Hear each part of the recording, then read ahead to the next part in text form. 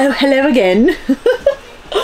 Alright, so I had another video planned for today, but because I cannot hold in my obsession with the coronavirus scariness, I needed to drop this video this week. Alright, so everything I'm going to talk about and everything that I am telling you, I filmed like just minutes before I posted it because I wanted everything to be up to date. So let's talk about the coronavirus. So it showed up about a month ago or less in China, originated in Wuhan. It is spreading like crazy. It's spreading way faster than the flu. Now somebody on Facebook was talking to me and giving me statistics about like, oh, you guys, stop obsessing over the coronavirus.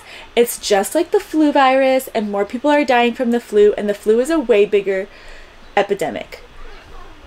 Listen, I don't want to downplay the flu. The flu can get pretty serious from some immunocompromised people, but we totally get the flu. We understand how the strains mutate. We know the strains. We have a vaccine.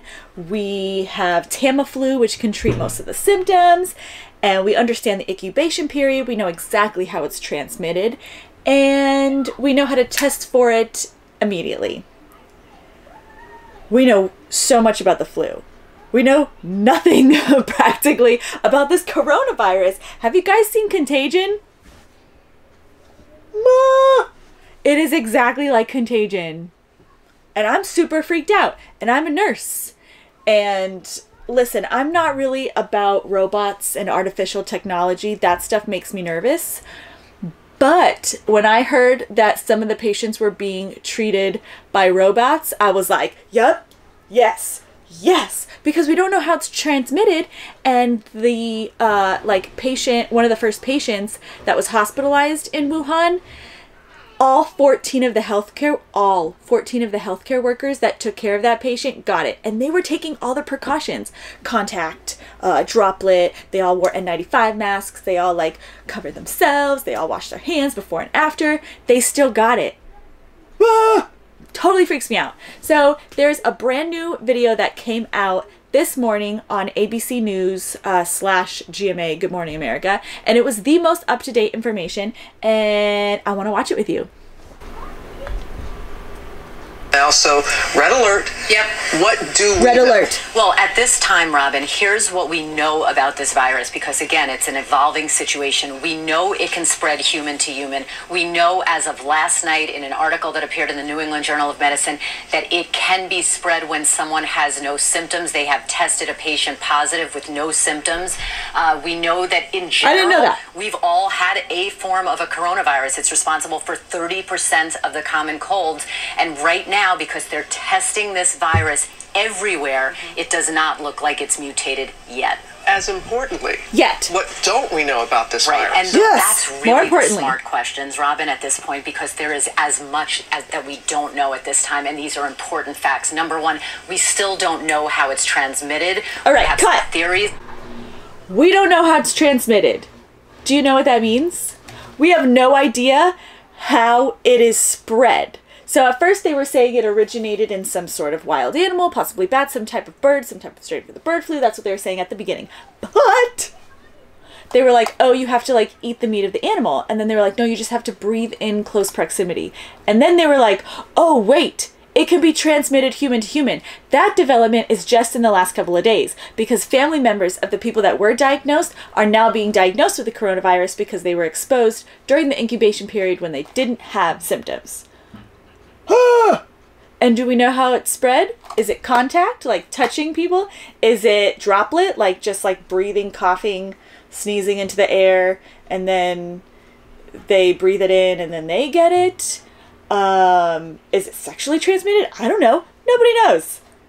I don't know why that is like the most terrifying to me. Probably second to the incubation period, and I feel like they're going to talk about that next. So, let's go. but it hasn't been confirmed. We don't know the exact incubation period. Another New England Journal report said around 5 days on average could be incubation, but we don't know. We don't know how contagious or how severe this virus is. Right now, the fatality rate is hovering between 2 to 3%, but we don't know that for sure, and we don't yet know the source. So right now, the response on the part of China and our government here is aggressive, despite what we are seeing here in this country, which are at this point low numbers. The response is very aggressive. Hopefully it will stay low numbers. Absolutely. Yeah. Okay. Thank you so much, Jen. All right. So incubation period is important. It's the time that you have it and you're contagious and you still don't have symptoms. That's crazy. Because think about all the people that travel. Traveling is so easy now. I'm thinking about the person in Germany that got it because they were at a conference with somebody whose parents visited from Wuhan months ago. Like, so many people have been exposed since then. I mean, I was in California like a week ago. I flew in and out of Burbank because I was scared of the coronavirus. Hashtag paranoid. All right. So if you are freaked out about the coronavirus, please leave a comment. If you have theories, because I also fell into a rabbit hole of conspiracy theories last night, give me your theories. I'm super interested.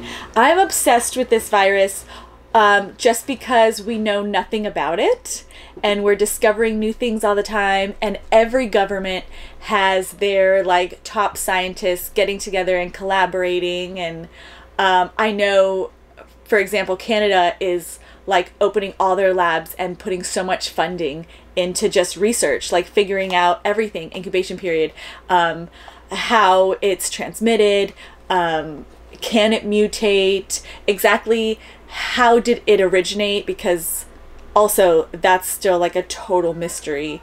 So this is super fun. If there's any infectious disease nurses out there, we need to talk. I need to talk to you because this is super fascinating. If they came out with a vaccine, like in the next couple of months, would you get it? I love vaccines. And I love vaccines for my children. But I'm very wary of like new vaccines, like brand new vaccines. I'm a little like, I don't know. So let me know your thoughts. Those were my thoughts. I'm going to continue to be super obsessed and paranoid and research all the time. I will say the World Health Organization, not the CDC, the World Health Organization, the WHO, they send out a report every single day that you can read on their website with all the updated information. Actually, I'm going to put a link below in the description so that you guys can find that. So thank you for watching. Bye. Wash your hands.